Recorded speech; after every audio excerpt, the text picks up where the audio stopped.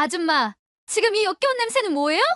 애한테 무엇을 먹이고 있는 거냐고요? 오늘도 늦은 시간까지 일을 하고 와서 커피를 마시며 한숨 돌린 안나. 싱글맘으로서 일과 육아까지 다 잡는 것은 쉬운 일이 아닌데요. 안나가 밖에 나가서 일을 봐주고 있을 동안 한국인 베이비시터가 그녀를 대신해서 아이를 책임집니다. 깐깐한 안나는 퇴근한 후 CCTV를 보면서 무슨 일이 없었는지 하나하나 체크합니다. 하지만 이때 안나는 순간 눈을 의심하면서 쓰고 있던 안경을 벗고 다시 한번 되감기해서 보는데요. 대체 무엇을 보았길래 이렇게까지 놀라는 걸까요?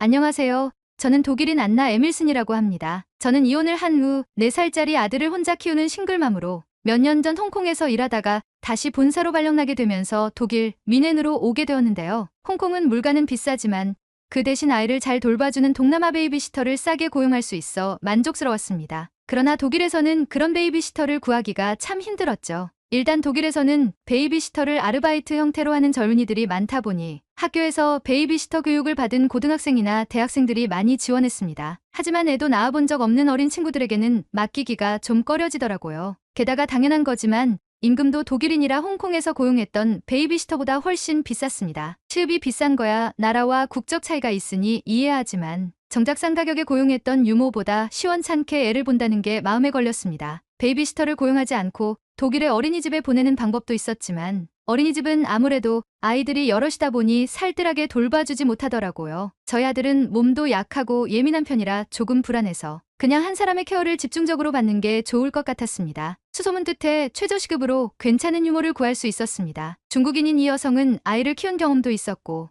나이도 40대라 너무 어리지도 많지도 않아 마음에 들었습니다. 첫인상도 푸근해 보여서 아이에게 따뜻하게 대해줄 것 같았죠. 하지만 막상 고용해보니 제 예상과는 달랐습니다. 유모는 아이를 제대로 돌보지 않았습니다. 아이의 끼니를 제때 맞춰서 주지 않고 늦게 줄 때도 많았고 아이가 음식을 흘렸으면 옷을 좀 갈아입혀야 하는데 그것도 안 하고 그대로 두는 경우가 많았습니다. 베이비시터로만 고용했기 때문에 집안일을 해주길 기대하지는 않았지만 오히려 어지르고 있는 건 좀 심하지 않나 싶었습니다. 적어도 싱크대에 그릇 정도는 가져다 놓을 수 있을 텐데 식탁에 그대로 먹은 것을 둔다던가 심지어 다 먹은 과자 비닐봉지가 굴러다닐 때도 있었습니다. 가장 분노했던 것은 제 아들 찰스가 위험한 물건을 만지는데도 휴대폰을 계속하는 모습이었습니다. 그녀는 아이가 칼을 떨어뜨리고 나서야 눈치채고 아이를 다시 거실 쪽으로 데려왔습니다. 큰일이 생길 수도 있는 상황에서 저렇게 안일하게 대처하다니 저는 기겁하며 당장 중국인 유모를 잘랐습니다. 그리고 그녀로 인해 다른 사람들이 피해보지 않도록 베이비시터 사이트의 리뷰란에 그녀가 했던 행적들을 샅샅이 적었습니다. 물론 제 태도에 대해서도 반성했습니다. 싼 가격에 좋은 베이비시터를 고용한다는 생각부터 잘못된 사고방식인 걸 깨달은 거죠. 아이가 위험한 상황에 처했을 뿐만 아니라 저도 육체적으로 더 힘들어졌었습니다. 저렴하게 하려고 집안일은 하지 않고 아이 돌보는 일만 하는 사람을 찾았는데 덕분에 베이비시터가 어지른 것까지 제가 다 치우고 있었죠. 저는 좀 돈을 많이 주더라도 제대로 해줄 수 있는 사람을 찾았습니다. 집안일과 아이 돌보기가 둘 다 가능하면서 경력도 많고 평이 좋은 사람을 말이죠. 깐깐하게 이전 고용주들의 평도 유심히 살폈습니다. 만약 이전 고용주들의 평이 없던 사람이었다면 아무리 가격이 괜찮아도 쳐다도 보지 않았죠. 엄선한 끝에 고른 것은 60대의 한국인 여자. 처음에는 나이가 좀 많아 걸렸습니다. 하지만 평이 워낙 좋았고 심지어 제 주변인 중에서도 이 여자를 고용한 사람이 있었는데 입이 마르고 닳도록 칭찬하길래 고심 끝에 채용하기로 했습니다. 아주머니는 선한 인상의 교양도 있어 보여 첫인상은 괜찮았습니다. 일을 시켜보니 집도 깨끗하게 청소하고 아이한테도 신경을 많이 썼고요. 다만 또 다른 문제가 생겼습니다. 무슨 한독식 음식을 먹이겠다고 냄새가 많이 풍기는 음식을 하지를 않나, 한국 국어를 가르쳐줘서 아이가 하루 종일 알 수 없는 말로 노래를 부르고 다니지 않나, 알파벳 단어도 못된 아이인데 한글을 가르쳐주지 않나, 영하는 짓이 마음에 안 들었는데 그렇다고 자르기에는 애매한 경우였습니다. 그러던 어느 날 CCTV를 보는데 눈을 의심했습니다. 그날은 평소보다 늦게 퇴근한 날이라 아이가 자고 나서 퇴근했는데요. 가끔씩 야근을 하는 날에는 이렇게 베이비시터가 아이 잠자리까지 봐주곤 했어요. 원래는 낮에 어떻게 지내는지 보고 밤에는 어차피 자고 있겠지 싶어서 CCTV 영상을 처음부터 끝까지 다 보지 않는데 그날은 어쩌다 보니 밤에도 어떻게 자는지 보게 됐는데요. 저는 아이를 재운다고 하면 베이비시터가 자장가를 불러주거나 동화책을 읽어준 다음 나가는 정도일 거라고 생각하지. 설마 한 이불에서 같이 잘 거라고는 생각도 못했습니다. 아이가 잠자리 뒤척임이 심해 혹시라도 떨어질까봐 일부러 큰 침대를 사주긴 했는데 그게 실제로도 2인용으로 쓰일 거라곤 상상도 못했습니다. 잠든 뒤 1시간 반 정도 되자 베이비시터는 다시 잠에 깨서 일어나 방 밖으로 나와 집안 정리를 했습니다. 저는 이걸 대체 어떻게 해야 하나 골치가 아팠습니다. 독일에서는 보통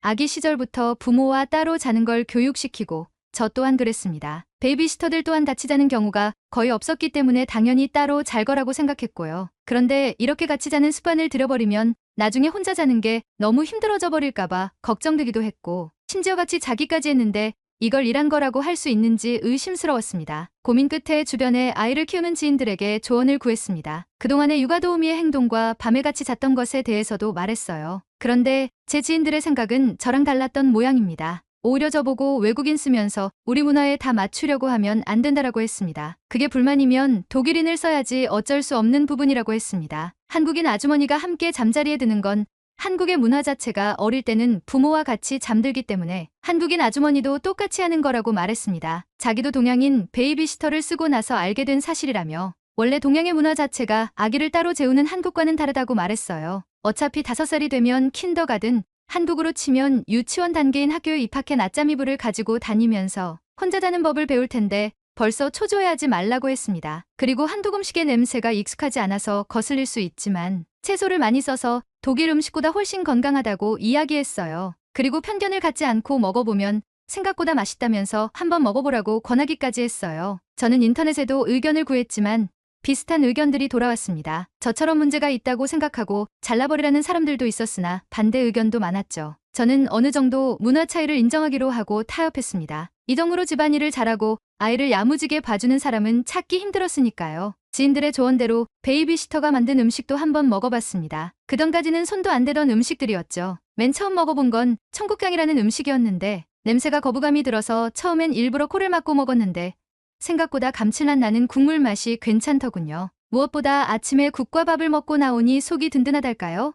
시리얼을 먹거나 빵을 먹을 때보다 소화도 더 잘 되었습니다. 그 뒤로 저도 베이비시터가 만들어준 음식을 먹기 시작했습니다. 그러고 나서 몇 개월쯤 지났을까요? 저는 아이에게 긍정적인 변화가 생기고 있다는 걸 알아차렸습니다. 평소에 자주 아팠던 우리 아이는 예전과 다르게 잔병 치레를 하지 않았고 야채들도 더 잘 먹기 시작했어요. 처음에는 한국 음식에 있는 야채만 먹었는데 어느 순간부터는 샐러드도 곧잘 먹기 시작했어요. 또한 투정이 많고 제가 집에 들어와도 뚱한 반응을 보여주던 아이는 어느 순간부터 제가 오면 마중을 나와 인사를 하기 시작했고 인사도 90도 각도로 하는 모습이 기특했습니다. 한국인 베이비시터는 예절과 질서를 중시하는 문화권에서 자란 분이라 항상 인사를 하는 걸 무척 중요시하더라고요. 제가 출근을 할 때도 반드시 저에게 인사를 시키도록 했습니다. 그것이 습관이 되니 이젠 시터가 말하지 않아도 알아서 하기 시작한 것이죠. 학습적인 부분에서도 긍정적인 효과를 느꼈는데 베이비시터가 영어가 유창한 한국인이다 보니 한국어랑 영어를 동시에 배우는 이중언어 효과가 있었습니다. 우리 아이는 킨더가든을 들어가기 전인데도 불구하고 벌써 약간씩 글자를 읽기 시작했습니다. 어려운 단어나 문장은 당연히 힘들었고 쉬운 단어 정도였지만 그것만으로도 만 4세에 이 정도 해낸다는 것은 정말 대단했습니다. 동네마다 다르긴 하지만 독일 아이들은 대개 만 5세 정도의 킨더가든에 들어가며 그때야 알파벳을 배우는 아이들이 많았거든요. 처음에는 알파벳보다 한글을 먼저 배우는 거 아닌가 걱정스러웠는데 괜한 우려였습니다. 베이비시터는 독일인 아이에게는 영어가 먼저라는 걸 정확하게 인지하고 계셨고 기본적으로 영어를 더 많이 썼습니다. 다만 아이가 워낙 한국인 베이비시터와 한국 동료를 좋아하다 보니 자연스럽게 한국어에도 호기심이 생겨 조금씩 한국어를 알려주게 된 것이었습니다. 그런데 저는 처음엔 그 상황을 모르고 한국어를 먼저 가르친다는 식으로 오해하고 있었던 것이죠. 아이는 간단한 한국말과 함께 한글의 자음과 모음을 순서대로 쓸 수 있었습니다. 어찌됐든 부모 입장에서 두 가지 언어를 전부 다 한다는 건 좋은 것이었습니다. 더 어릴 때부터 우리 아이를 봐온 저희 부모님조차 아이가 예전보다 웃음도 많아지고 건강해진 것 같다. 성격도 훨씬 의젓하고 씩씩하게 변한 것 같다면서 좋아했습니다. 굳이 단점을 뽑자면 저보다 베이비시터를 좋아하고 주말만 되면